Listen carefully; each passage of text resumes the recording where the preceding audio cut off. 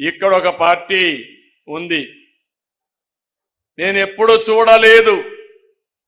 నేను అధిక అపోజిషన్లో ఉంటే అసెంబ్లీలో మా మిస్సెస్ను కూడా తిట్టే పరిస్థితికి వస్తే ఎంత నేను బాంబులకు కూడా భయపడలా, క్లేమోర్ మైన్స్ కూడా భయపడలేదు. 23 క్లేమోర్ మైన్స్ నా మీద ప్రయోగించినప్పుడు సాక్షాత్తు నన్ను కాపాడింది వెంకటేశ్వర స్వామి దిగొచ్చి కాపాడాడు. అలాంటి నేనెప్పుడు కూడా వెంకటేశ్వర స్వామి మా ఇంటి దైవం.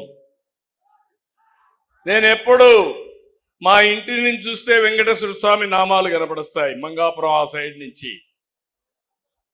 అలాంటి వెంకటేశ్వర స్వామికి అపచారం చేసే పరిస్థితి ఈ మధ్యలో మీరు చూస్తున్నారు. అధికారంలో ఉంటే బూతులు తిడతారు, అపోజిషన్లో ఉంటే కూడా బూతులు తిడతారు. ఇది ఎక్కడ న్యాయమో ఏమయ్యా? మీకు ఇది కరెక్టేనా? మీకైతే కోపం రాదా? మీ తల్లిని తిడితే మీకు కోపం రాదా? మీ ఇంట్లో వాళ్ళని తిడితే మీకు కోపం రాదా? మనం తిట్టించుకోవడానికి రాజకీయం చేస్తున్నావా? బాధ, ఆవేదన, లెక్కలేనితనం, ఆంబూతుల మారిగా తయారైపోయారు. ఒకసారి రెచ్చగొట్టే ప్రయత్నాలు చేస్తున్నారు. రాష్ట్రాన్ని సర్వనాశనం చేశారు, గంజాయిమయం చేశారు. నేను ఆ రోజు మీకు చెప్పాను ఒక మాట, నేను అన్ని సమస్యలు పరిష్కారం చేస్తాను కానీ గంజాయికి అలవాటు పడిపోతే అది ఒక వ్యసనంగా మారితే వాళ్ళని మార్చడం చాలా కష్టం అని చెప్పాను. మీకు జ్ఞాపకం ఉంటుంది. అదే జరిగింది. మొన్న మదనపల్లిలో చూశారు, మళ్ళీ గంజాయి తాగి మృగంగా ప్రవర్తించే పరిస్థితికి వచ్చాడు. నేను ఒకే మాట చెప్పాను, ఎవడైనా సరే ఈ రాష్ట్రంలో మత్తు సేవించి తద్వారా మానవత్వాన్ని పోగొట్టుకుంటే ఆడబిడ్డల జోలుకొస్తే అదే మీకు చివరి రోజు అవుతుందని ఎన్నోసార్లు చెప్పాను. ఇప్పుడు కూడా ఆ మాట కట్టుబడి ఉన్నాం. నేను ఎవరిని వదిలిపెట్టాను. చట్టం దాని పని చేసుకుంటూ పోతుంది. అలాంటి వ్యక్తులు ఉండాల్సింది జైల్లో అయినా ఉండాలి, లేకుంటే చట్టం ద్వారా ఉరి శిక్షణ అయ్యాలి. ఆ భయంతో ఎవరైతే ఈ తప్పులు చేశారో వాళ్లే అఘాయిత్యం చేసుకునే పరిస్థితి వస్తారు తప్ప ఎవరిని వదిలిపెట్టే పరిస్థితి ఉండదని మరొకసారి మీకు హామీ ఇస్తున్నా. నాకు ఒక వారసత్వంగా వచ్చింది మీరు చెప్పాలి, ప్రజలు ఆలోచించాలి. తిరుమల తిరుపతి దేవస్థానంలో ఒకప్పుడు మీరు తిరుపతికి పోయారు, 1924 పోయారా లేదా అని మిమ్మల్ని అడుగుతున్నా. నాసి రకం ప్రసాదాలు అవునా కాదా అని మిమ్మల్ని అడుగుతున్నా.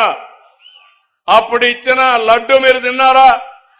1924లో తెస్తే సువాసన వచ్చిందా? నెయ్యి వాసన వచ్చిందా అందులో? నేను అడుగుతున్నా ఒకే మాట.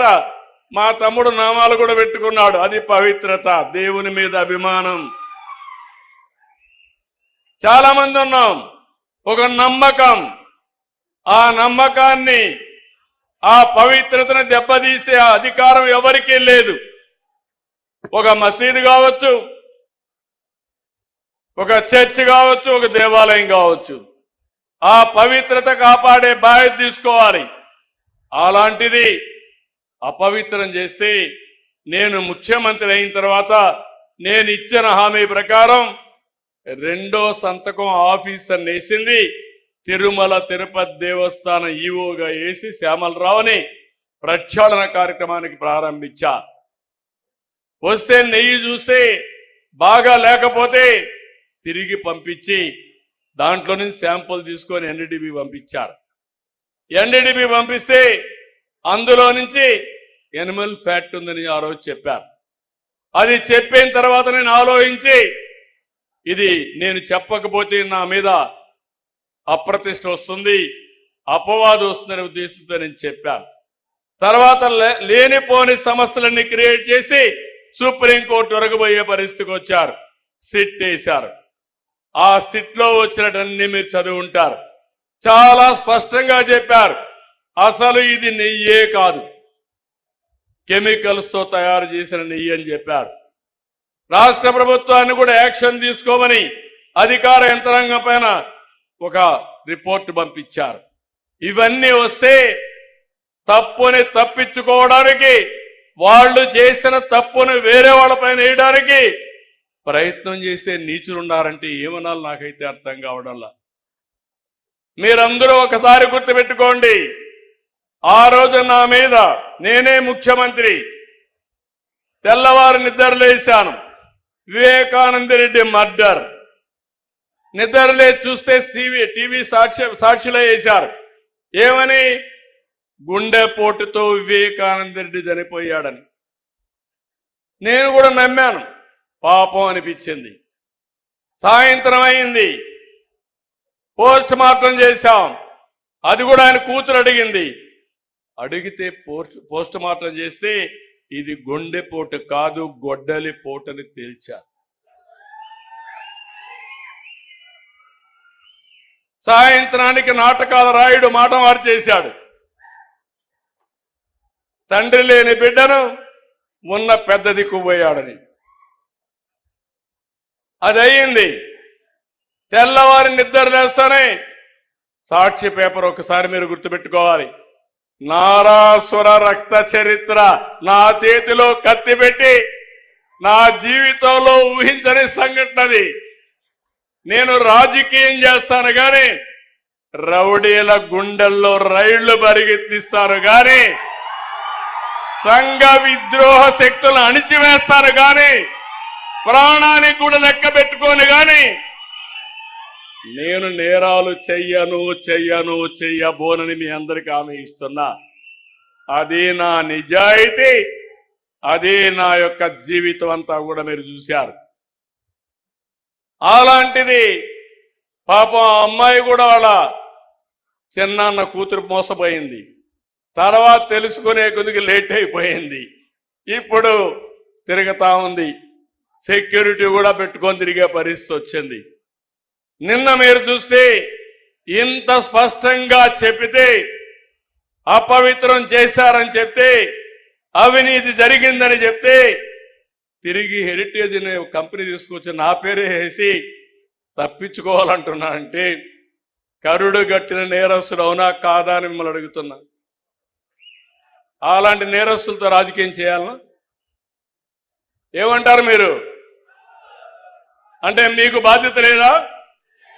నాకు ఒక్కడికైనా బాధ్యత రాష్ట్రాన్ని కాపాడుకోవడం, మీకు బాధ్యత లేదా?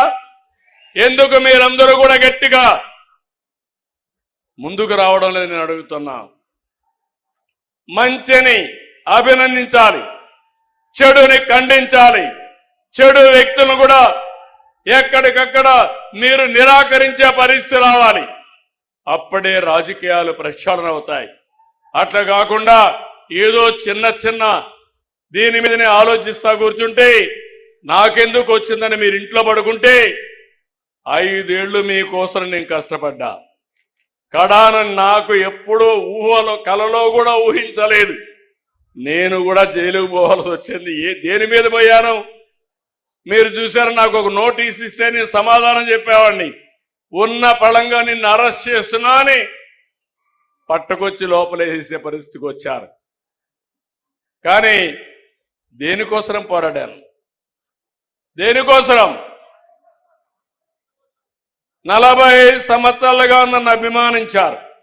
ఎవరికి ఇవ్వని గౌరవం నాకు ఇచ్చారు. సమైక్య ఆంధ్రప్రదేశ్ లో కానీ ఈ రాష్ట్రంలో కానీ నేను మీరు కష్టాల్లో ఉన్నారని, ఇబ్బందుల్లో ఉన్నారని, దౌర్జన్యాలున్నాయని నేను కూడా పారిపోతే ఈ రాష్ట్రం ఏమవుతుందని ఆలోచించి నా ప్రాణం పైన పర్వాలేదు ఈ రాష్ట్రాన్ని కాపాడడం కోసం ముందుకు పోయాను. చాలా మంది అన్నారు జైల్లో నుంచి మీరు తిరిగి రారన్నారు. నేను ఎప్పుడూ భయపడలేదు. నేను ఒకే మాట చెప్పా, నేను 23 క్లెయిమోర్ మైన్స్ నా మీద వేసినప్పుడే భయపడకపోతే దీనికి నేను భయపడనని చెప్పాను. ఒక పద్ధతి కోసం, ఒక పర్పస్ కోసం ఉన్నప్పుడు భయపడను. అది నా నైజం. ఇప్పుడు చూస్తే నిన్న సాక్షాత్తు వెంకటేశ్వర స్వామి ఫోటో కూడా కౌన్సిల్లోకి తీసుకెళ్లిపోయారు. ఏం తమ్ముళ్ళు, ఇది మీకు న్యాయం అనిపిస్తుందా? న్యాయం అనిపిస్తున్నానని మిమ్మల్ని అడుగుతున్నా. ఇలాంటి వాళ్ళతో నేను రాజకీయం చేయాలని మిమ్మల్ని అడుగుతున్నా. చెప్పులు వేసుకొని వెంకటేశ్వర స్వామి ఫోటోలు తీసుకొని ఇసిరిసేస్తారు. అంటే ఏంటి మీ అజం? ఏంటి మీ అహంకారం? మీ అహంకారం అంతా ఒకటే, ఒక రాజకీయ పార్టీ అని. శివుడి తల మీద పాముంటే మనం ఏం చేయలేము ఒకసారి, అదే అనుకుంటున్నారు. నేను తప్పకుండా శివుడు తలపైన పాముంటే నమస్కారం పెట్టి శివుడికి దాన్ని బయట తీసుకొచ్చి పాముని ఏం చేయాలో అది చేస్తామని చెప్పి కూడా నేను మీకు తెలియజేస్తున్నా. ఎవరి కోసం ఇది? మీకోసం అవునా కాదా? పల్నాడులో ఏం జరిగింది? రాజకీయాలు